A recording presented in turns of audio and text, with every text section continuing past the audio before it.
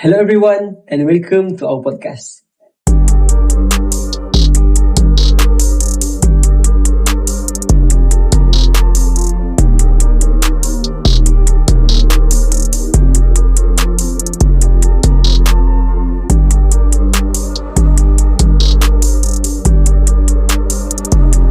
So, thank you so much for joining us today.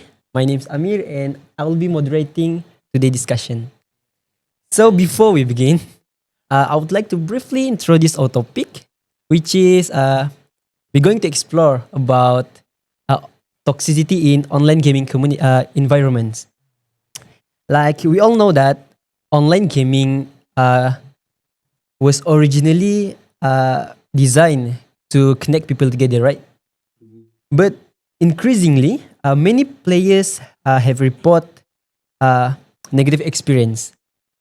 Uh, this raises an important questions. Is online gaming still social, or has it become uh, emotionally draining for many players? So joining me today, there are three wonderful guests. Our first guest is Imtiyaz. He is a competitive gamer. Our second guest is Kimi. Is a psychology lecturer. Correct me if I'm wrong. Who studies digital behavior, right? And our third guest is a casual gamer, Aqid, who also moderates online communities. Should I call you Aqid or Jai? Oh, Jai also good. Alright. Be good. Alright, let's slowly ease into the discussion. So to begin, I would like to ask a foundational question. When we talk about toxicity in online gaming, what does that actually mean from your perspective? Akid, would you like to start? Okay, for me, as I play for those many games, I play many games. I got the experience from my pro player scene. I got a lot of toxicity comment from the netizen lah.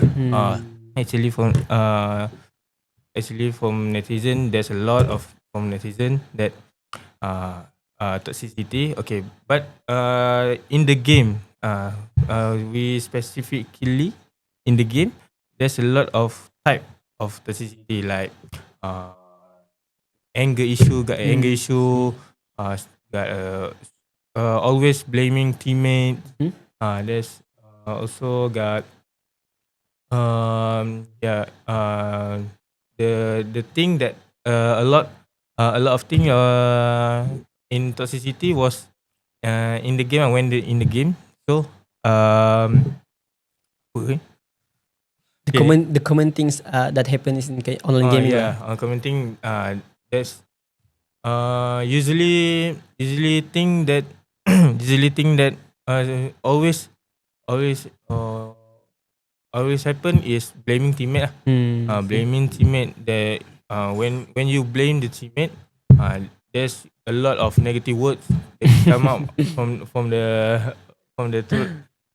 It's okay. We can talk. We can talk it here. Yeah, we can use that word in this. Okay, and then yeah, but as a pro player, we need to Act professional lah. yes, we need to act professional and can control it professionally lah. So that's in the game. I agree with Aqid. As a casual gamer, sometimes I see a lot of people keep blaming newbies. Like maybe not like hard bullying, maybe sometimes sarcasm, but it's still hard. I see.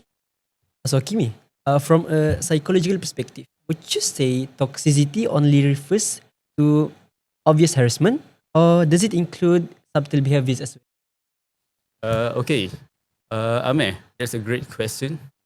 I think toxicity includes both explicit and subtle behaviors. Explicit toxicity includes harassment and hate speech. Meanwhile, subtle toxicity includes exclusion, constant criticism, or ignoring teammates. So psychologically, both forms can be equally damaging over time. I think that's from my point. All right, thank you. So let's move on to social bonds. Online games are often described as social spaces. How does toxicity affect relationship between players? Imtiyaz, perhaps you can start. Sure. Sometimes toxicity weakens trust between players. When someone get insult repeatedly, they stop communicating. They might mute voice chat, turn off text chat, or stop playing team-based mode altogether. Instead of making friends, player focus only in finishing the game and logging off. I also agree with that.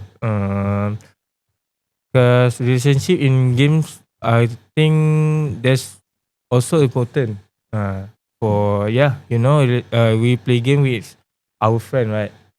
I play together, but when have a one or more toxicity in games, like you keep blaming yourself, you keep blaming your teammate, so that game was not very fun when I want to play.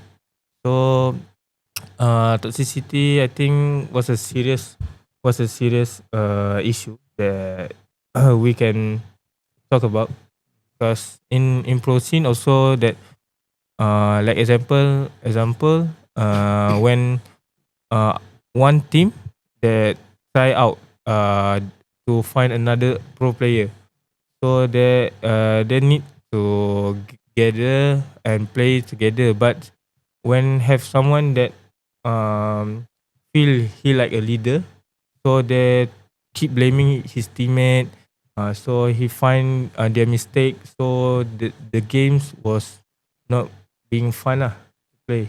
So that's for my opinion. I see. So we should normalize that not everyone is a main character in this story. Yeah. So that's a great point actually. Mm.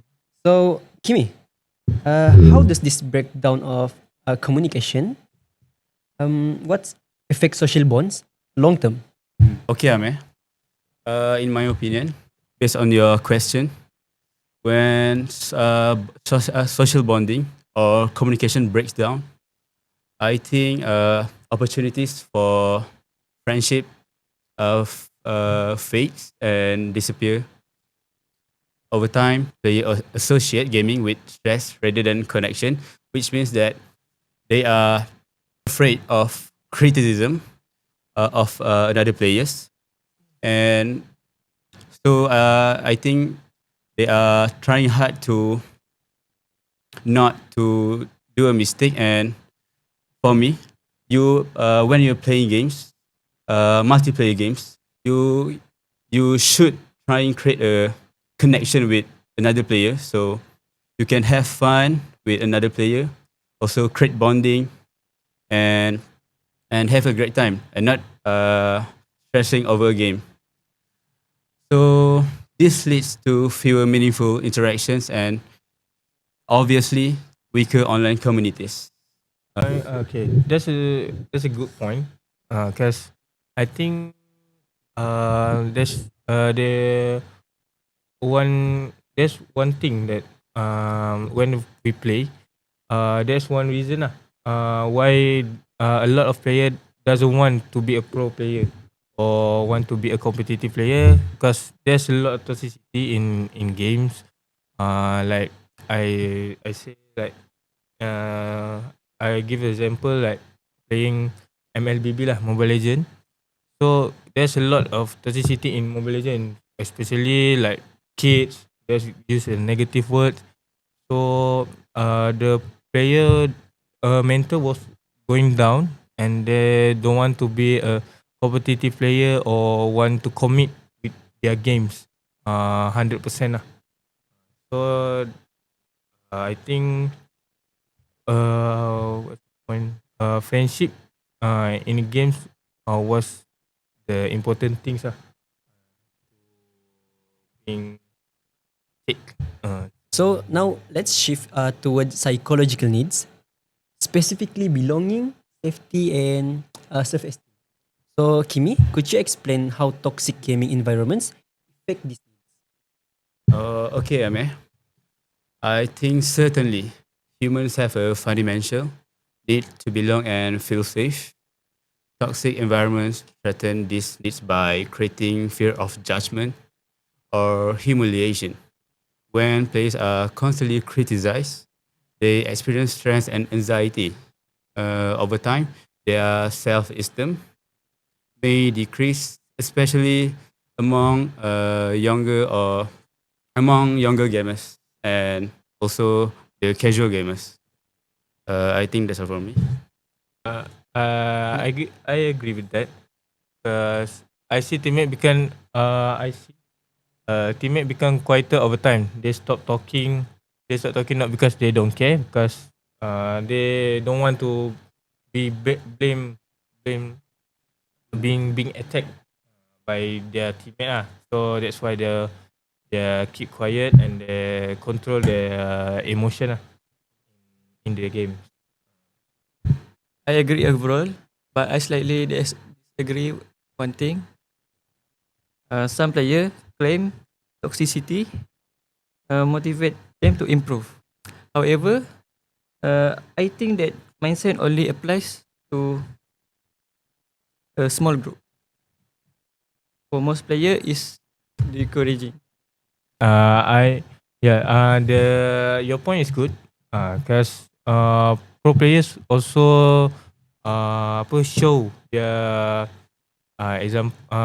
their emotion in the stage, like taunting, like just keep screaming to the opponent. So the audience who watch, there's a lot of audience, especially the kids. So they use their action to normalize in their group ah. So the toxicity will become bigger and bigger issue lah from that. Okay, so now let's talk about loneliness. How does toxicity contribute to players feeling isolated? Okay, let me continue. Toxicity player Toxicity pushes player into isolation. Many choose to play alone or avoid online interactions because of a lot of hating on each other if you are doing any mistakes. So obviously, this increased feelings of loneliness, even though they are technically in multiplayer games.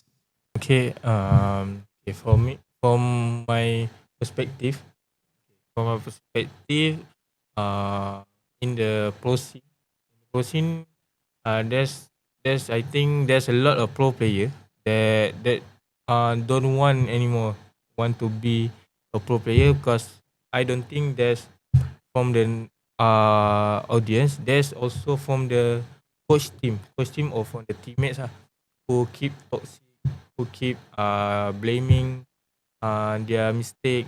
Even though the mistake we can improve from the training, but the their coach keep blaming their player, so that's make the player feel lonely and want to be don't want to be anymore the player.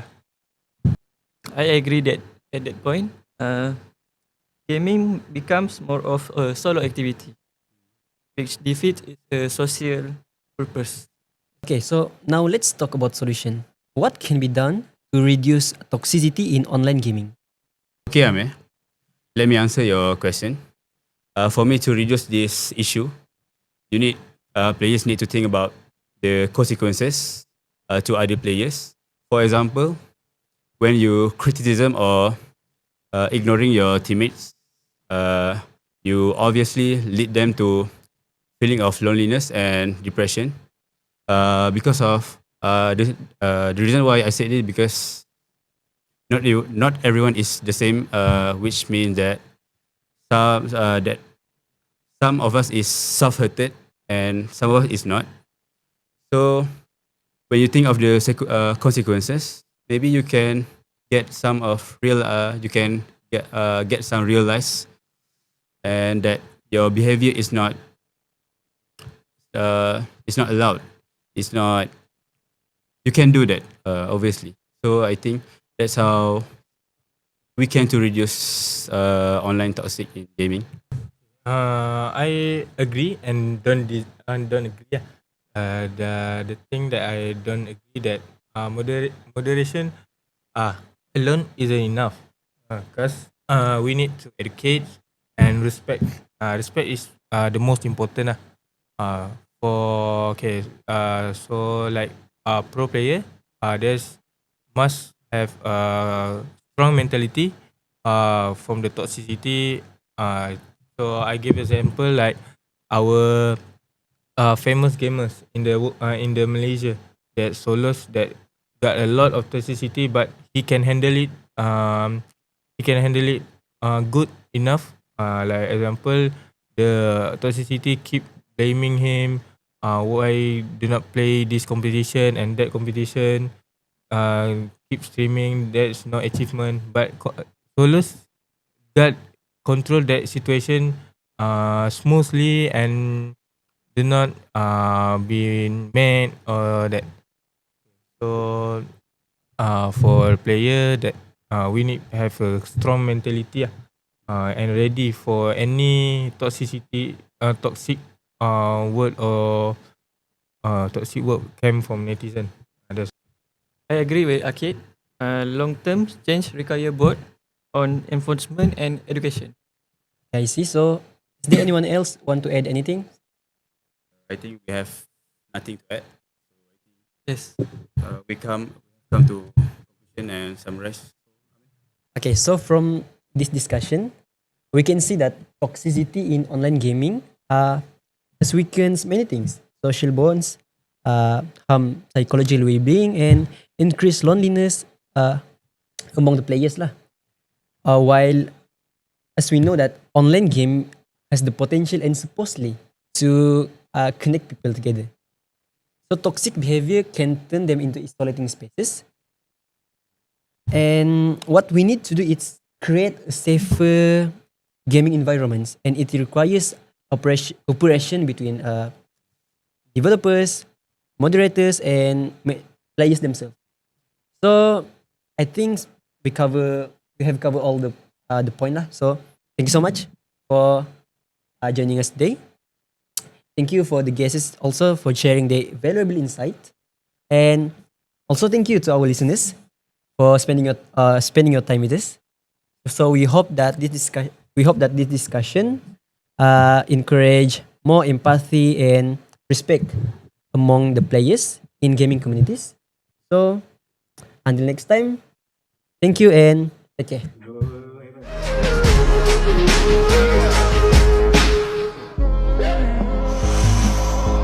First you both go out your way and the vibe is feeling strong. And what's small turn to a friendship turn to a bond. And that bond will never be broken, the love will never get lost.